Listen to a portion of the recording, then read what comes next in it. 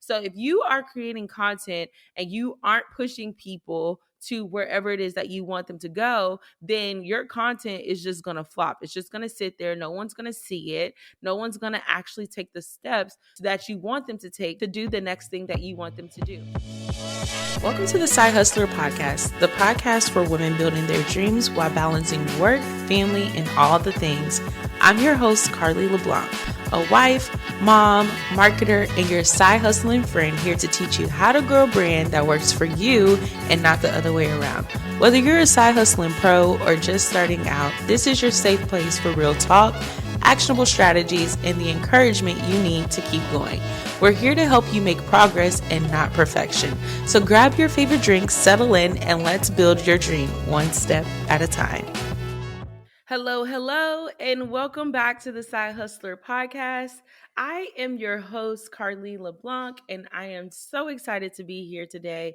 I feel like it's been an eternity since I've gotten on the mic and actually did a solo episode because these past couple months I've just pushed out the content that I had already cured up, that I had saved and recorded earlier in the year. And so I was really intentional about trying to get through that content before starting to create new content.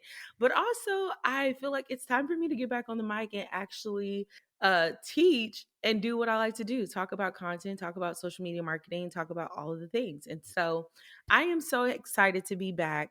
For those of you who don't know, it's now November. Last month I had a co-working and content event and it was absolutely phenomenal. But then it just made me realize how much I really enjoy teaching and how I really enjoy speaking and talking about content and doing all the things. And so I was like, I have a podcast for a reason, for me to be able to teach and do all of the things. And so it only makes sense for me to get back on. I'm super excited to be back on the mic for a solo episode, and I'm going to try to be better about creating these solo episodes because I know that you guys want to hear all of the things because I go live frequently and people are always excited to join. They get so much away from them. So I'm excited to be back on the mic, nevertheless. Now, today's episode, we are going to be talking about the 8 common mistakes that entrepreneurs make on social media. And one of the reasons that sparked me to have this conversation or to feel the need to hop on the mic and talk about it is because I come across a lot of people that are coming to me that are like, hey, I am posting content. It feels like I'm talking to myself. Nothing is landing. I'm not converting, all of the things. And so when I go on and I look at their socials, I see a lot of the common same mistakes. And I was like, you know what? Maybe it's time for me to just sit down and talk about all of the things that we should not be doing on social media. Because one, social media is already overwhelming enough. And so if you're spending a lot of time doing things and doing things the wrong way, then it could discourage you and you could feel like you wasted your time and all of the things. And so that's what sparked today's episode. So in this episode, we're going to be diving in on the 8 common mistakes that entrepreneurs make on social media, and you will have actionable strategies that you can use to start implementing in your own content strategy. So you can have actionable steps that you can actually use in your own content strategy and start implementing them today. And I also wanted to invite you because a lot of people, as you may know, I host co-working and content once a quarter in Houston. And so many people have reached out like, oh my gosh, when are you going to do this virtual? When are you going to bring it on the road? When are we going to have the opportunity to attend? So we are going to be having our first co-working and content virtual session. It's going to be taking place on November the 19th, 6 p.m. Central Standard Time. And this is going to give you an insight on how we conduct co-working and content in person, but in a virtual segment. So you'll be able to connect with all kinds of entrepreneurs from different niches and different walks of earth, all on one platform. We're going to be doing some breakout rooms. We're going to be talking about how to batch your content. We're going to give you actionable strategies that you can start using so you can hit your Q4 goals. That way, you can make sure that you're ending the year off with a bang. If you want to lock in, if you want to reserve your spot for co-working and content, the virtual session, make sure you go to cdcreativecoagency.com/co-working and you can save your spot there. All right. So, without further ado, let's get into today's episode. The first thing that I want to talk about is horizontal videos posted as reels. These are the videos where when you post them horizontally, you have a black border at the top and at the bottom. Now, I kind of recently did a reel talking about why you should not be posting horizontal reels. But in case you did not realize it, or you didn't see it, or you missed it, or maybe it just never popped up on your feed, this is what I'm referring to. When people shoot their videos, like their phone is turned to the side and the camera is at the like vertically. Those type of videos are not optimized for Instagram. That's the main reason why you never, ever, ever on your For You page, you never see videos that have those black borders on your For You page, because those videos are not made for Instagram. And so if you have a videographer or someone that's coming in shooting your content, whether it's an event or actually content shoot or speaking engagement, and they're shooting your content horizontally, you need to tell them that you need your content shot vertically so you can optimize it for Instagram, for TikTok, for YouTube Shorts. Now, if you want to double down and have horizontal and vertical, totally fine. But if you plan on using that content to market your business online, it needs to be captured vertically, okay? Instagram is very particular on the type of videos that they showcase to their audience. The algorithm is very smart to pick up on those things. They know that if you're shooting your video horizontally, that you didn't shoot it with the intentions of it going on Instagram. And so that's why they're not going to push those videos. So if you have those videos in your archive or your content library, or maybe you were thinking about shooting some content, just make sure that you're always shooting your videos vertically and not horizontal. Okay? The second mistake that a lot of people commonly make is just posting content. And I feel like that's one of the things where, a lot of people are like, oh, I'm just posting content without strategy, without knowing who you're talking to, without having it pushing a offer. You're just basically posting stuff just to post. And we can tell when you're just posting stuff just to post.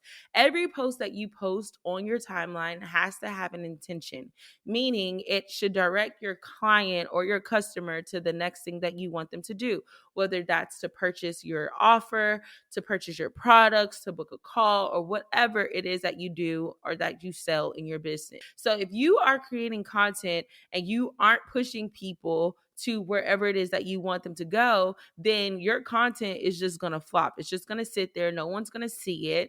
No one's going to actually take the steps that you want them to take to do the next thing that you want them to do.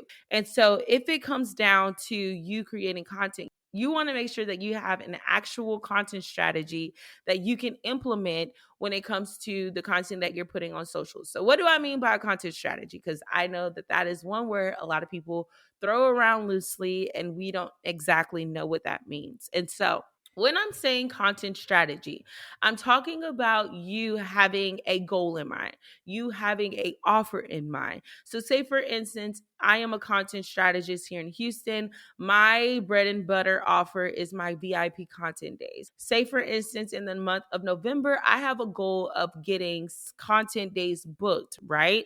So I have a goal, I have an offer that I'm pushing. Now I need to create all of my content to align with that offer and with who I'm trying to attract. So I'm going to create content specifically in mind that people need to see to actually take the next step to book a content day. So I'm going to talk about the challenges that they have. I'm going to talk about the goals that they have. I'm going to talk about how my offer helps them to not only reach their goals, but also to overcome their challenges.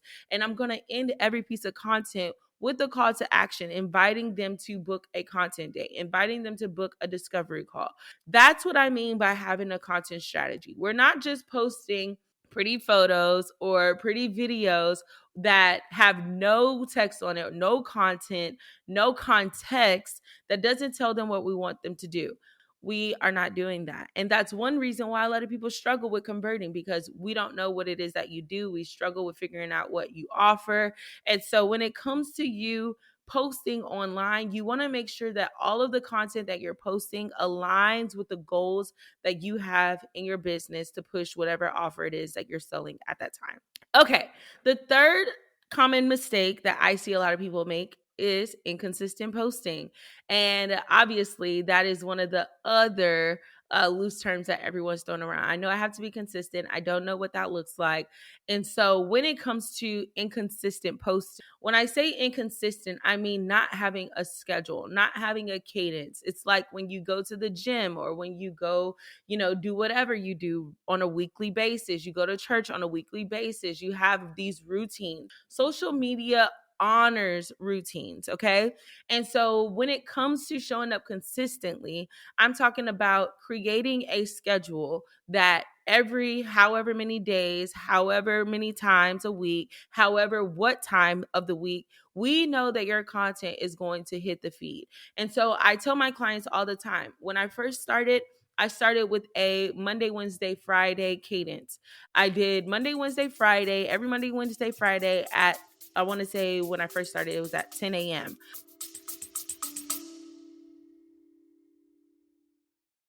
Okay, quick pause. If creating consistent content feels like a full time job on top of your full time job, then you're going to want to hear this. I am excited to bring to you Batch, which is a new marketplace platform that I and my co founder, Lauren, have created, built for entrepreneurs and content creators. This is the marketplace that is going to connect business owners and entrepreneurs who need content with vetted local creators who can help them plan, shoot, and edit their content all in one place. So many of you have asked, when am I going to be able to book you for a content day? When can you come to my city? Do you know anyone in my city that does what you do? And this is going to be the solution. So whether you're an entrepreneur who is tired of struggling to find reliable content creators, photographers, or maybe you're just a creator who's ready to get booked and paid without having to go through the social media marketing of your business, Batch is going to be the platform that bridges that gap. So, say for instance, if you're flying to New York for a speaking engagement and you need content there, or even if you have a vendor pop up event in New Orleans and you need content there, Batch is going to be the creator marketplace that helps you get high quality content to market your brand online. It's designed to help you finally show up online with strategy, with confidence, and create consistent content that converts and actually helps you reach your visibility and revenue goals without the overwhelm. So if you're ready to make content creation easier and more intentional, head over to batchcontent.com. That's BATCHED content.com. Join the waitlist so you are the first to know when Batch is launched in your city. Now I'm moved up to a cadence of posting Monday through Friday, but at 8 a.m. And so every time I post a post, it's going to go on the feed at the same time every single week, every single day that I've told myself that I'm going to post. The algorithm really loves when you build that routine because it gives that expectancy. Like your audience expects to see your content on a Monday, on a Wednesday, on a Friday at 8 p.m. I love when my clients know that Carly posts at 8 a.m. Monday through Friday. Like that just makes me feel so good because it shows how consistent that I've been. And so when it comes to you wanting to show up consistently online, you want to make sure that you have either a scheduled plan, telling yourself how many times a week you want to post. A good place to start would be 3 times a week. And then creating those days. If you say you're going to post 3 times a week, select the days that work best for you to show up, whether that's Monday, Wednesday, Friday, Monday, Tuesday, Thursday, whatever days that you want to, and then choose a time that works best for you. I like 8 a.m. because I know when I wake up in the morning, the first thing I'm doing is grabbing my phone. I know that that's a bad thing, but that's what I do. And most of the time, that's probably what my target audience is doing as well. So 8 a.m. is a sweet spot for me, but 10 a.m. may be a sweet spot for you. Another question that I commonly get is, should we post, based off of what the analytics are saying, what's the best time to post? And I feel like if you take into a fact that you are or you're serving a previous version of yourself, when are you most likely online, engaging online? And that's what helped me to decide that I was going to start posting at 8 a.m. on weekdays. Go back to see how often you are online, what are the peak hours that you're online, and then try to cater your posting schedule based off of those times and those dates. Okay? Another thing that you can also do when you are wanting to be more consistent online is actually scheduling your content. And I like to schedule my content in Instagram because it's super easy. I love to be able to, go in, reschedule all of the things, move things around if I need to. But it's super easy for me to be consistent. And also, I think that when you continue to use Instagram's features, they honor you, they honor your content, they prioritize it. And so I love using the Instagram scheduler. Now, that's not to say that if you use the third party scheduling apps that Instagram is not going to show your content. I'm not saying that at all. But I will say that scheduling your content helps you to be able to be consistent and keep that schedule rather than always, having to post in the moment or remember to post in the moment. You literally can just go into the Instagram scheduler, schedule it, and forget about it. Okay. All right. So my next common mistake, and I believe this is number 4, is people having content with no closed caption. And this is one thing that I have been preaching more recently because 72% of social media users are actually watching videos without audio, which means if they don't know what you're talking about or they can't follow along with what you're talking about, then they're just going to swipe up and continue to the other person. And so this is why closed captions are important. Anytime you're doing voiceover content, talking head content, you want to make sure you always have captions on your content. You can either add them in Instagram or you can add them into your editing software that you use, whether you use CapCut or any of the other ones out there. Edits. I know Instagram has their new editing software. You can also add captions in there. But it's just important for you to have captions on your videos because, again, people are watching videos without audio. If they can't follow along with your video, they're just going to swipe and you're not going to be able to land your message. Make sure that you add your closed captions on your talking videos. And this is off script, but also make sure you have overlay text to tell the person what the video is about. People want to know what that video is about so they can know if you're talking to them or talking about them or trying to help them, rather than them having to waste their time to watch a video and then realize that it wasn't even relevant to them or whatever challenge or goal that they have. So when I say overlay text, I'm talking about either putting text above the video at the top where it's like if you're talking about how to be consistent on if you're talking about how to be consistent on social media, then the overlay text is going to say here are 3 ways to be consistent on social media. That's what I'm talking about with overlay text. Use captions in your talking videos, in your voiceover videos, but then also have overlay text on the video to tell the user or the viewer what your video is about. Okay, number 5 is people posting videos without hooks. Now, this is something that a lot of people also struggle with because everyone's like, oh, well, what hook should I do? And all of these viral hooks and yada, yada, yada. And when it comes to hooks, I want you to think of more so about your audience rather than trying to rinse and repeat what these Instagram gurus are doing or saying. All of these like very generic hooks are just not it. You want to make sure that your hooks calls out the person, but then addresses the challenges or goals that that person has. That is what's going to make a really solid hook. Not all of these other trending hooks and people having hooks guides and all of the things, because those are so generic. Okay. I want you to really hone in on the challenges and the goals that your person has. Going back to my example before, when I was talking about, my ICA brandies who struggles with being consistent online, the hook that I'm going to put on that video is going to say, if you struggle with being consistent online, watch this.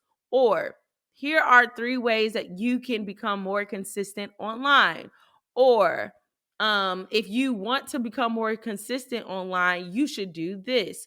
Those are ways that I like to create hooks by addressing the pain point that my ICA has, rather than using generic hooks that everyone uses that flop or that don't land. Another way that you can also implement hooks is either on the overlay text on your video, or you could do the verbal hook where you're actually saying what it is that you're addressing. So not only am I saying, are you struggling with being consistent online, I also have the overlay text that also hooks in the audience on what I'm talking about. Okay. Number 6 is no call to action. Call to actions are so important. And one reason why call to actions are important is because this is the thing that's going to tell people what we want them to do next. We don't want to just post content just to post. This goes back to my first point that I was talking about, or maybe my second one. But we don't want to just post just to post. We want to make sure that we're actually sending people to do the thing that we want them to do. And if we're not telling them what we want them to do, then chances are they're not going to do what we want them to do. And so when it comes to call to actions, you want to make sure that you are telling the person exactly what you want them to do. This could be either in your captions, this could be you verbally telling them what you want them to do. This could even be you putting overlay text on the screen. Either way, I sometimes like to do all three because I want you to know that this is exactly what I want you to do next. Okay. So if my call to action is comment book, and I'm going to send you the link to book a discovery call, I'm going to put my call to action in all three of those places. I'm going to put it on the screen. I'm going to verbally say it, whether that's in a voiceover or talking head format. And then I'm also going to backdoor and put it in the caption below so you know exactly what I want you to do. We don't want to post content without telling people what to do because that's a missed opportunity and it costs no money to tell people exactly what we want them to do. In all of your content, whether it's a talking head, a voiceover, a carousel, story post, always include a call to action. Always, always. All right. Number 7 common mistake that most entrepreneurs make is talking to everyone. They feel like they have to serve everyone instead of honing in on one particular person. And this is one of the things that people who are probably new to business, or maybe you're just, wanting to help everyone to the point where you're not helping anyone. This is who I'm talking about. So, using myself as an example, I typically serve women entrepreneurs. That's my target demographic. When you see all of my marketing material, it's most likely going to be related to a woman entrepreneur. Is that me saying that I will never work with a male entrepreneur? Absolutely not. I've worked with males before. Males have booked me for content days. That doesn't mean that I don't work with them. But when it comes to how I market, it's more so catered towards a woman entrepreneur. And when it's catered to, even a woman entrepreneur, it's a specific age demographic. My target demographic for my audience is anywhere between 35 to 50. And they're a woman entrepreneur. Majority of them are side hustler entrepreneurs, meaning they have a corporate job or they have something else on the side and they're building their business in addition to that. Is that me saying that I don't work with full-time entrepreneurs? Absolutely not.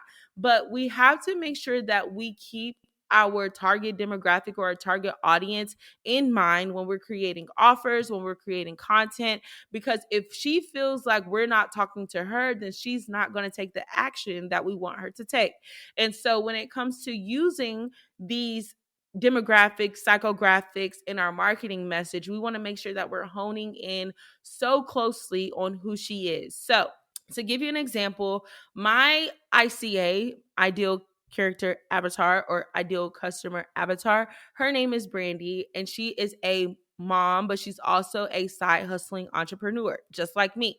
She has kids. She is married. She has a business, but she also works a corporate job. She gets paid really well in her corporate job, but she wants to create a business to give herself more residual income, to do more things, to travel, to invest in real estate, to invest in the stock market, to build up her portfolio so that way she can leave a legacy for her children. She wants to have something more than just going to her 9 to 5. Her 9 to 5 provides her a lifestyle where she's comfortable, but her business is what's going to allow her to catapult that thing and really be able to excel to new heights. It's going to give her the income that she wants to be able to do things, whether she wants to book a trip or if she wants to go, plan a staycation or a vacation or whatever. She has that income to be able to do the things that she wants to do. And so when it comes to me marketing to her, oh, I also forgot to mention that Brandy doesn't have time. She doesn't have time because she has kids and she has a job and she has a husband and she has, all of the other things. She's taking care of her family. She's taking care of her parents. She's involved in church. She has her kids in extracurriculars. She doesn't have time to create content. And so When it comes to me marketing to Brandy, I am keeping those things in mind.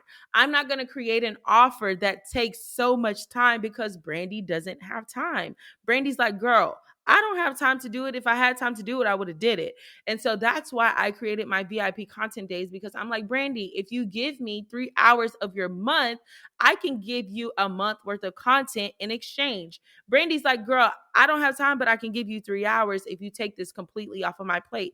And so that's why my VIP content days are a one size fit all solution for Brandy, because it gives her the strategy. She doesn't know what to post. I got that for you. It gives her the content. She doesn't know how to shoot her content on her own. She doesn't have time to shoot content on her own.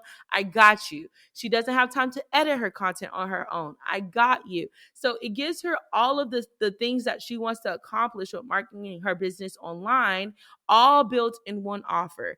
And so when it comes time for me to market that offer, I am using those points, those talking points, to get the message out to Brandies all across the world that I have something to help them solve their solution. And I know that there are a lot of people that could relate to Brandy right now, because you're probably shaking your head like, yes, Brandy is me. I am Brandy.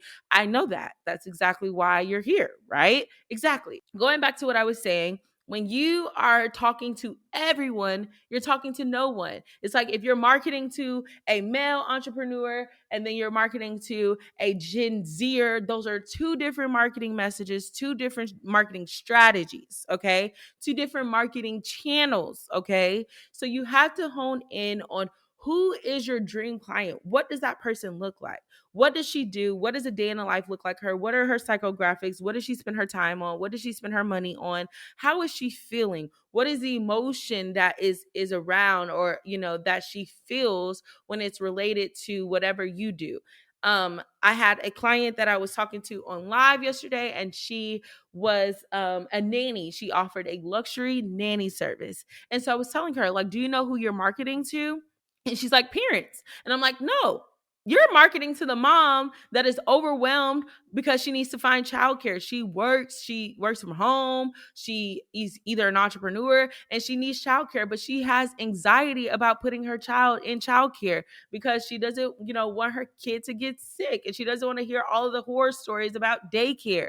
So you are literally marketing to her as a solution. Like, you don't have to worry about daycare and, having your kids, exposed to all of these germs. We come to your house and we give we give you childcare in the comfort of your home.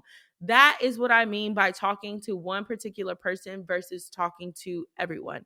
The moment that you can hone in and talk to one particular person rather than everyone, you're going to always excel. I understand that niching down is very overwhelming. You feel like you're going to miss money on the table, but that's not true. Imagine if you could become the specialist in whatever problem that you solve. That's a reason why cardiologists get paid more than primary care physicians. That's a reason why, podiatrists or anyone else that is specialized gets paid more than a generalist, okay? Because you are the go-to person to solve the problem that you solve, okay? All right. That brings me to my last talking point, which is having your captions have all of the details and not your content. People love to try to run away from putting all of the details in their content, maybe because they're overwhelmed about talking on the camera, maybe because they're overwhelmed about video or whatever it is. And so they think that, okay, I'll just put everything in the caption and the person will read it and the person will see it and the person will buy it. And that's not true. A lot of people really are not reading captions unless you're giving them a reason to read your captions. And so when it comes to you having all of your details, you having all of the things related to your offer, you want to make sure that you are capturing them early on. The first 3 seconds are the most valuable time frame to hook someone in and to catch their attention. And so if they have to go through and watch your whole 2-minute long video and then go read your whole dissertation in the captions, chances are they're not even going to get to that point, because people go to social media to be stimulated, but not to have to work hard. We want to have our brains on off. We don't want to have to try to figure out what it is that you're trying to tell us or teach us. We want you to do the work for us. So Make it super easy for your potential customer to get whatever information that you want them to get from your content by putting it on the screen, by putting it at the beginning of the video, and then maybe just hitting on it just a little bit in the captions. Don't go writing a whole dissertation in your captions and expecting your potential client to read all of that copy and then take the action step, because I can guarantee you they're probably not doing that. Okay. All right. So that was my 8 common social media mistakes that entrepreneurs make on social media. I hope that you have some actionable steps. I hope that you got a lot from this video or from this episode. Sorry. I hope that you got a lot from this episode. Now, if you need some help, some more additional support, I would love to invite you to Coworking and Content Virtual that is happening on November the 19th. This is going to be a live co-working and content session. We are going to be talking all things related to batching your content to hit your Q4 goals, how to set yourself up for success on social media, how to end the year right with marketing your business online. And if you want to participate or you want to be a part of co-working and content, make sure you go to cdcreativecoagency.com/co-working. You can save your spot there. And I will see you guys on the other side. Bye. Woo! Thank you so much for tuning in to another episode of the Side Hustler Podcast. I hope you're leaving here today feeling inspired and ready to take your next step. If you love this episode, I'd love for you to subscribe, leave a review, and share it with another side hustler who needs to hear it. And don't forget to connect with us on Instagram at Carly Dorlin. I'd love to hear about your side hustling journey. Remember, you're doing better than you think, and your dreams are so worth it. Until next time, keep hustling, sis. You got this.